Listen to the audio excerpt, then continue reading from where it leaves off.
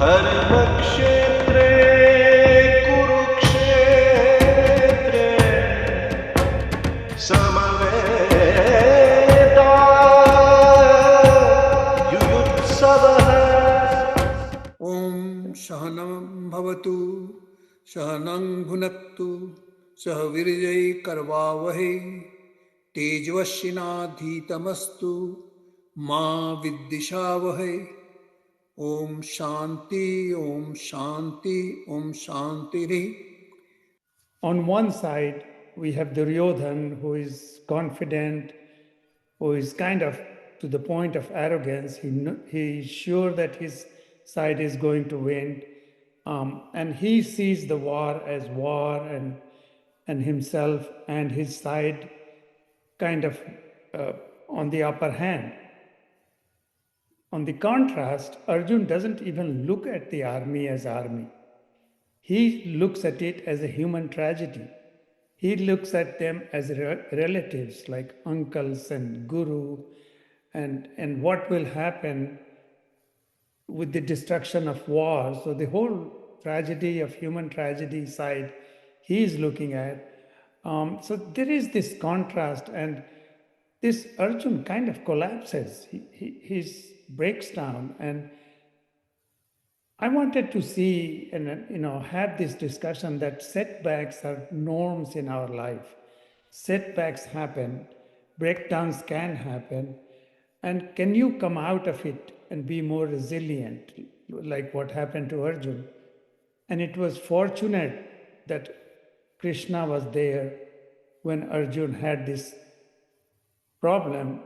Arjun had this situation where in his collapse, in his breakdown, he was open to learning, open to receiving messages. He was kind of crying for help.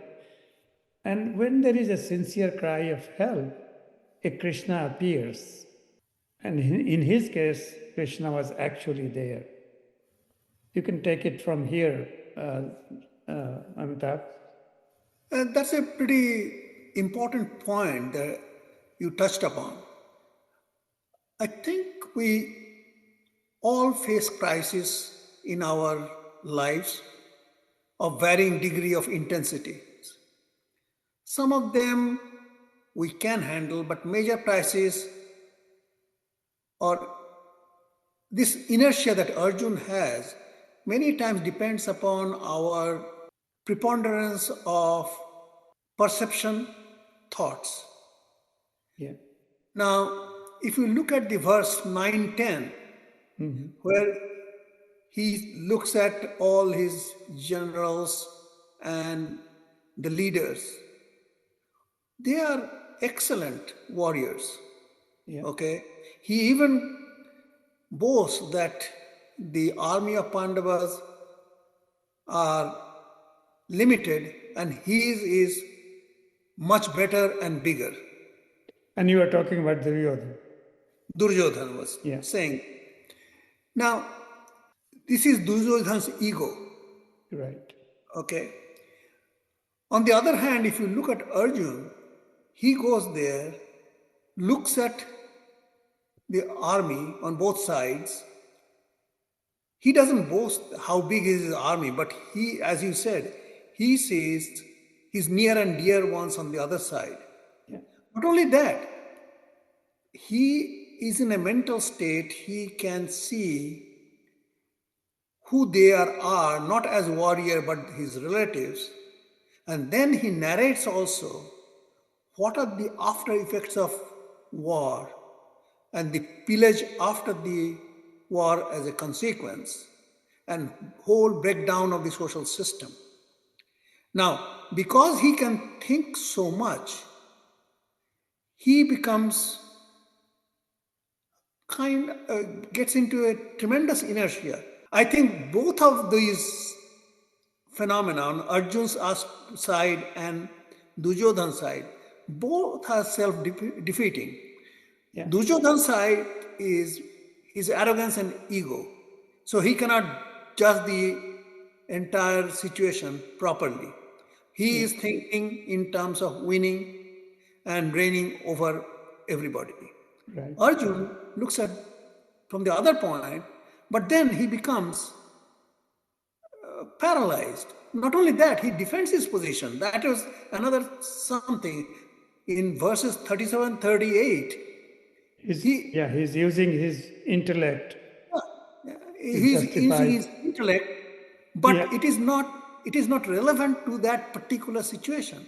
They have gone, as I think in the last episode, Amitabh, you said that things were intelligent, intellectual, but the timing was not the right timing. And exactly, yeah, so exactly. that was not the right time for that.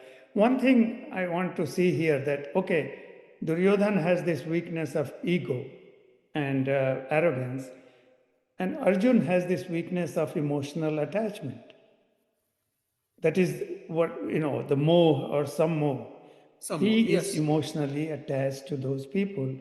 And the attachment is so great. It's like I sometimes give, like view this personally that if you are, sending missiles and bombing a country, may it be Iraq or Afghanistan or whatever country, you don't see the human aspect. You see it more like a video game. But when you are on the ground and looking at people, it's a different, then you see the human tragedy. So Arjun is because of the attachment. So Arjun is emotionally attached to all these people, so much so that he's kind of, it takes over his whole being. Yes, actually, that is the problem of thinker pacifists. Yeah, Okay.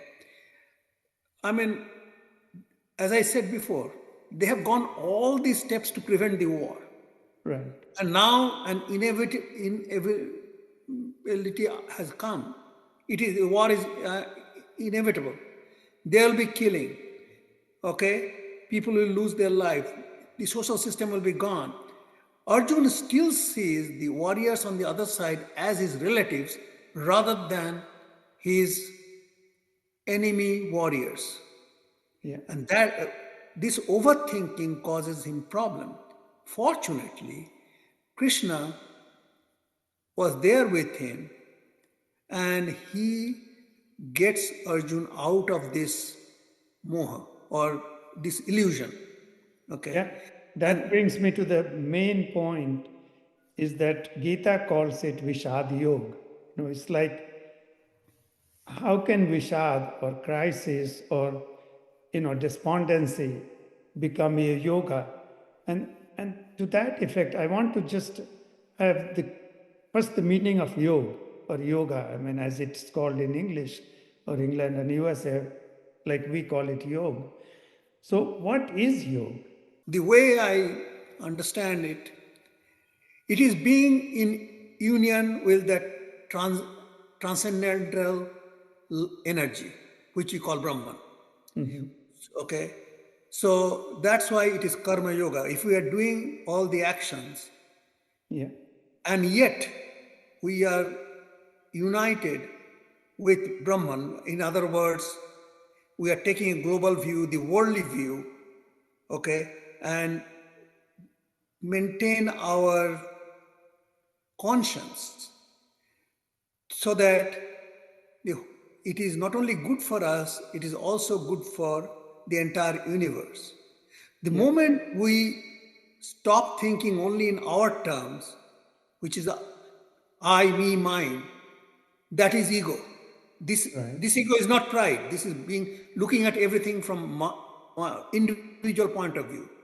But at the same time, having a worldly view, a global view, and how it is going to affect the entire community or the surroundings, that's also important.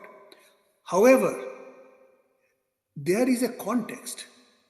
According to the context, you have to think. Arjun is very, intelligent man. He thinks that way. But his context is totally different. He doesn't think back what they have gone through beforehand. And this is now the finality. Yeah, And the finality does not require any vacillation. yeah. So coming And that's back to important. yoga, as you said, it's union, that's how it is defined. So union with what? I always feel like you can have union of three kinds. One is union with yourself, your inner self. And in this moment, when Arjun is describing his whole, what's happening to him, like his skin is burning, mouth is dry, he is very much aware of everything that's happening to his body. So his awareness is at its peak, and he is now getting united with his own inner self, and then the union with the surrounding, and then union with divine. So this is how I see that, at least for understanding purposes, that yoga could be any of these three or all of these three. For Maya, of course, Patanjali says yoga chitta vritta nirodhaya, which is yoga is the cessation of mind. So mind has to calm down. So what I'm saying, that probably is the effect of what the union brings, that your mind calms down. Arjun, mind is going 90 miles an hour or more. I would differ a little bit about the yoga that I understand. Sure. My simpler concept is our soul or Atman is a spark from Brahman, Yeah, that universal life energy. yeah, So, an Atman is never perturbed by ego desire complex. right. Okay? And Atman is within ourselves, the self or the soul. Yeah, Now, so being in union with that Atman or the soul all the time, its divine nature. Okay. In other words, indirectly, you are also in touch with Brahman, if you believe in that, yeah. which is So when I universal was life. saying inner self, I mean, I didn't use the word Atman, but I think we are on the same board, that you get in union with yourself, inner self, and then in turn, Yes. that goes. But I was dividing it to three, but it's not separate three. That's what you were saying, right? Yes. Yeah, So whenever we do anything in our world of action, thoughts, knowledge, everything, yeah, we have to be in union with that nature of Atman. We have to remember that all the time. Otherwise, the mind will drift us to different direction. yeah. And Okay. that's what's Actually, doing, in Arjun case, that's what's happening, right? The mind is, you know, his mind and is his disturbed. attachment or emotional attachment is kind of rolling And him, kind of. at that time of the three gunas, he is in the Yeah, tamasha state. yeah, Okay.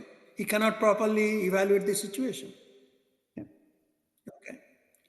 So that's how I look at it, and that is how I understand yoga. yeah. And That's why one of the very important steps in our spiritual ascent is Atmaswarup Gyan, self-knowledge, knowledge of who am I truly. Atma Okay. Swarup Gyan. Okay. Atmaswarup Gyan. Okay. The knowledge about your own self or your own Yeah, nature of your soul. Okay. yeah. So And I must say, the way Arjun describes his own state, he's very aware of what's happening to his body, even though he can't control that. He describes it very vividly and very clearly, what's happening to him. no So doubt. that means that his awareness is at his very high level of awareness, which is No, going no, to help him get in touch with his uh, own self. no, I don't think so, Krishna. The Okay. way I think it, Arjun is associating with his mind and body only. Okay, it Yeah. is Krishna. It is Krishna who tells him in the next chapter who he really is and what should be his action. Okay. Okay, Yeah. Arjuna at this level is only working with his mind and his body. Yeah. Okay, so he's Yeah. not that I mean, state. there is some weight in what you are saying, but he is open to help and open to suggestions. Definitely. Fortunately, he was in the state of asking for help. He says, Krishna, what should I do? But most of the time, when people get into that state of inertia, they go on a downslope. They don't have that But awareness. slippery slope. Yeah, and they don't have the awareness to ask for help. Okay, so that is the saving grace of Arjun at this state. Yeah. I mean, what is the lesson here for us, and what Gita says, Vishad Yoga.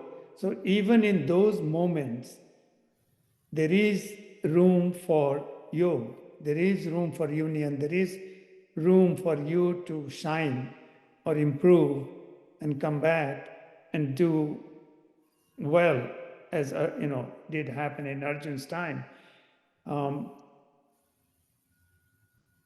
I mean, there are several examples out there where it may not be the level of Arjun, but setbacks can be minor setbacks, major setbacks. And we all have faced setbacks in our life. And sometimes my setbacks, I recall several of them actually worked in the long run. Kind of, it was a jumping board for me to do something better. Well, yeah, I think there is a lot of lesson in your statement. When we go through setback, okay, it is always to be aware that this is a situation and how can I tide over it.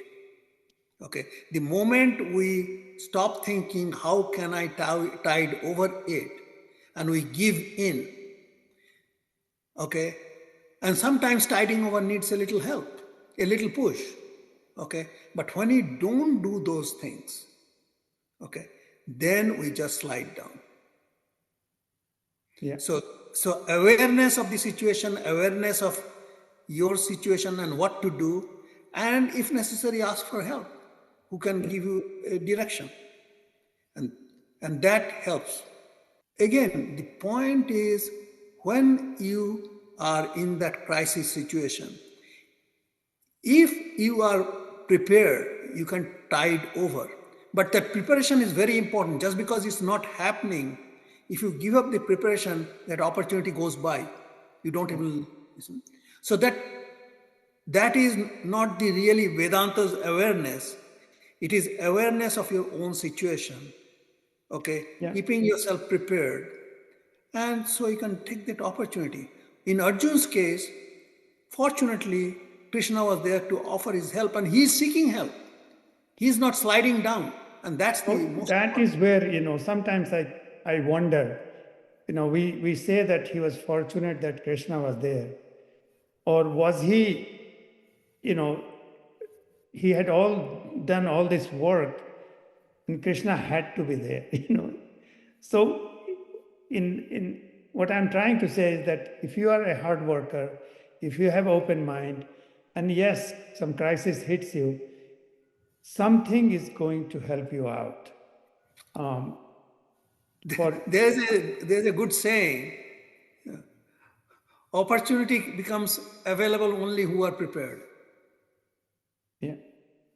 Okay, and that is one of the most difficult situations when nothing is going in your favor. You are still keeping yourself prepared fully.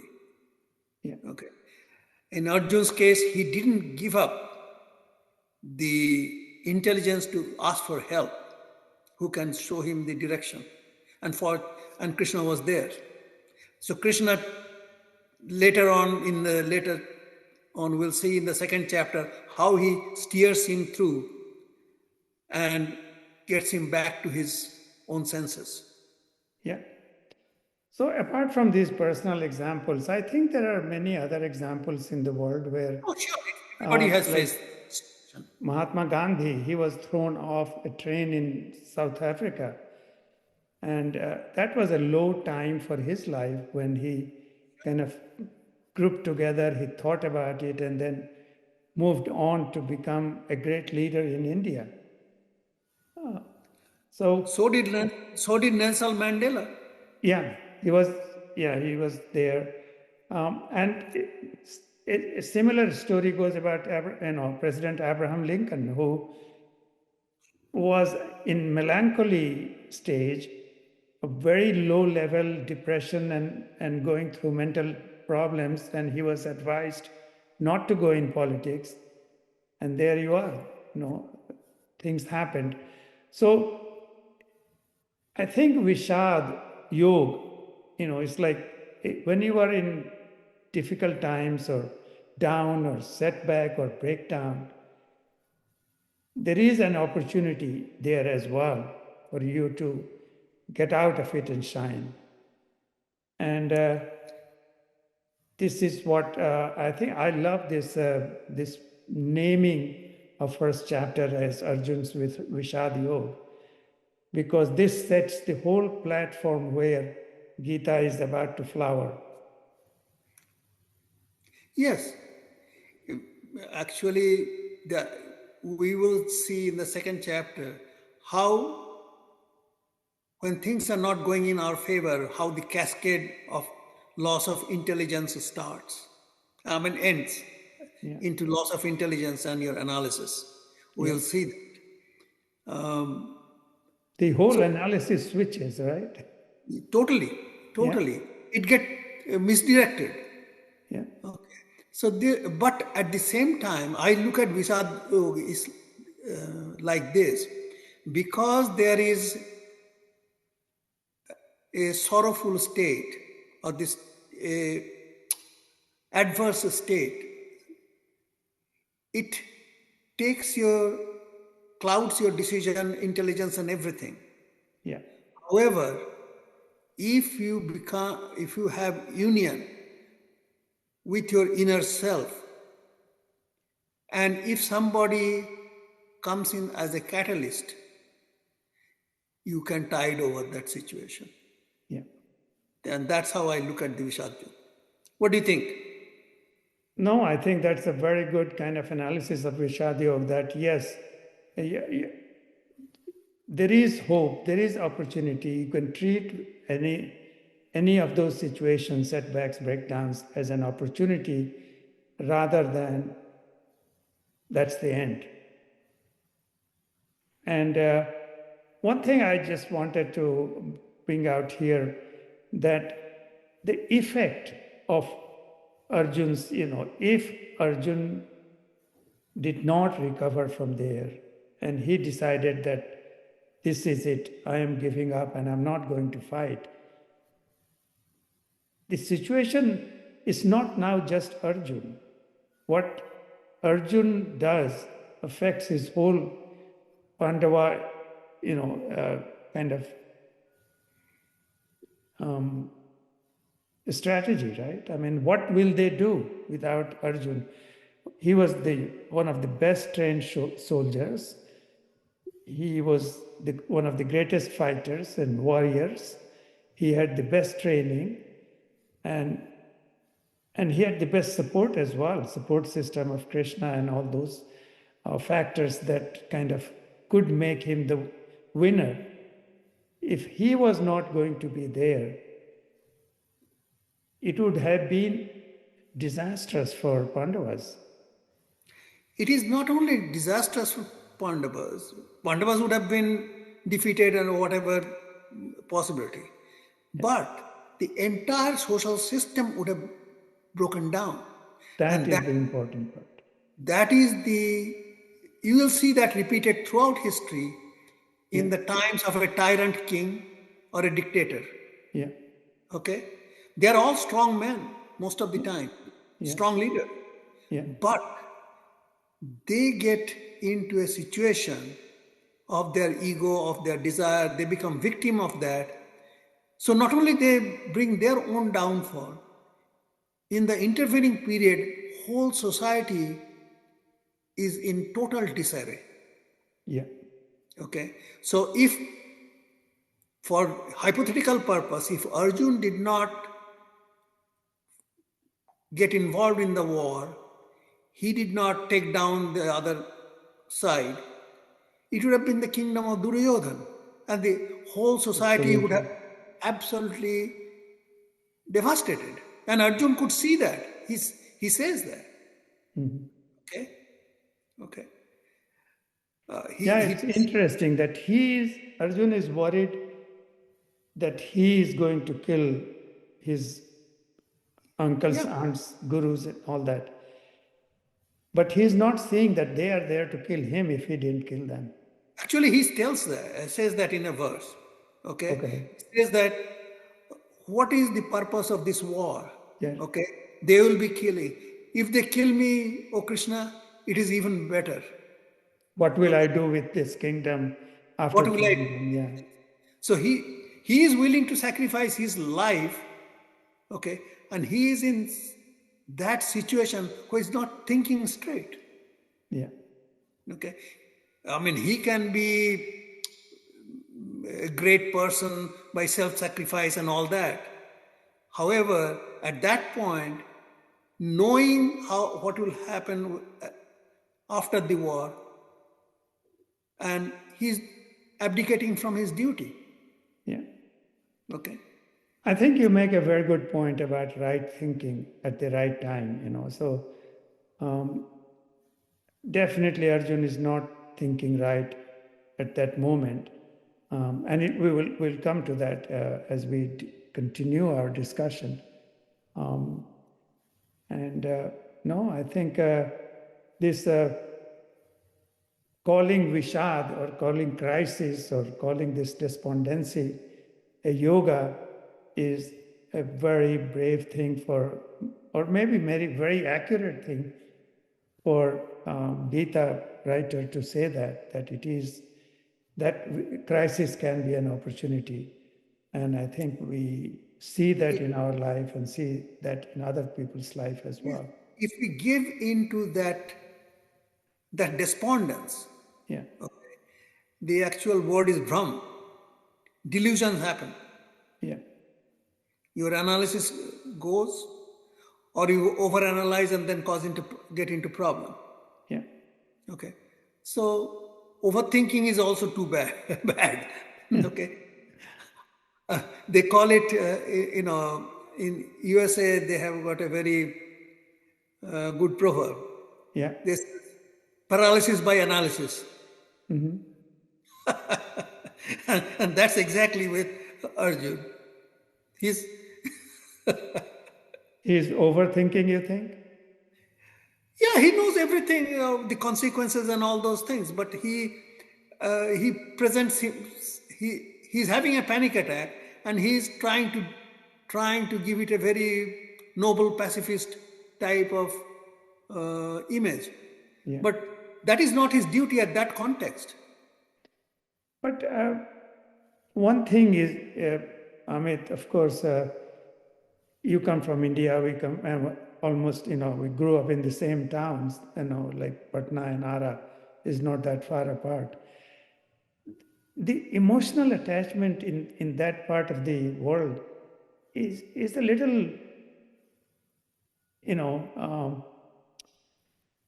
what should I say? It's when you go to your village and you meet people and you kind of hug each other or hold your hands. And of course, holding hands is not uncommon in India. Of course, That's holding fine. hands in US has got a different meaning. But there is a lot of kind of camaraderie and um, meeting together, spending time together. I think there is a lot more emotional element in our part of the world. I mean, and Arjun shows that here, his emotional attachment. Of course, Duryodhan doesn't, but Emotional attachment is good. I mean, when the emotions are good. Okay, emotions when emotions are obstacle to your duty, okay, then that emotion is not very good.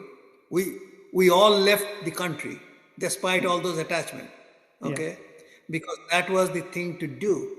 It just like any other immigrant, we left a part of our heart there. Okay. However, we knew that this is the best for us. Both of us knew that. Okay.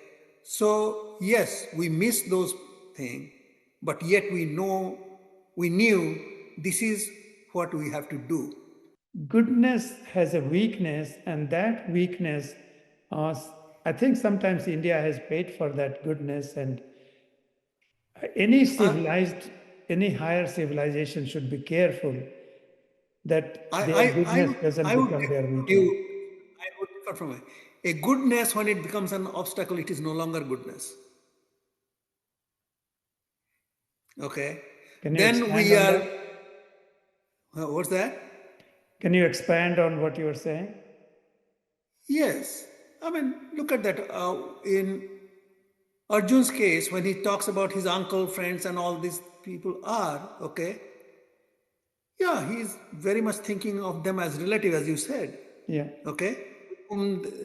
He grew up, he took lessons and had great childhood and all those things. Okay. But in a situation of war, he has to look at them as enemy warrior. Okay. As a matter of fact, in 37, 38, I think the verse, they say that because of greed, okay, they have taken the enemy's side. Yeah. He clearly said that. And I am able to see the after effects of war. Okay. So, Partha, I am ready to, or Krishna, I am ready to sacrifice myself. Yeah. There is goodness in, we would apparently call it a goodness. Okay. Because Duryodhana is saying, Duryodhana is trying to kill the others. He is thinking, giving up war. But that goodness is not useful in that situation. So Arjun's goodness is not good for himself and his side. Not good for himself or the society.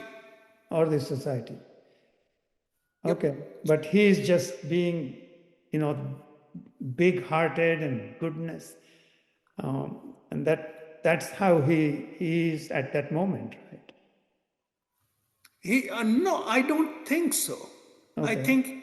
I think he is justifying his pacifism because he's paralyzed. He's He's not just thinking. confused and Confused, yes. yeah. Yes. Somebody has to come and give him clarity, I suppose. I mean, that's right. And that's what happens. So conflict, confusion, rather than just goodness of heart. Goodness of heart is very nice, but when you are faced with a difficult duty that you have to do it, because if you don't do it, the after effects are pretty bad, then that goodness becomes an obstacle. Okay. So you have to, one has to understand when that goodness is really good for you and the society. Dharma is upholds the natural laws. No, I think you're right, because sometimes it sounds like Krishna is being, it's like a very strict, but his strictness is coming out of his goodness for the universe rather than his goodness for just that little narrow angle. Yeah, Arjun's goodness is very narrow, very misdirected. Krishna's goodness has got a much more global view and what is best for everyone. Yeah. Well, I think we touched, all the important parts on this topic. Can you think of something else? I mean, we will continue this discussion because Arjun is on a roll.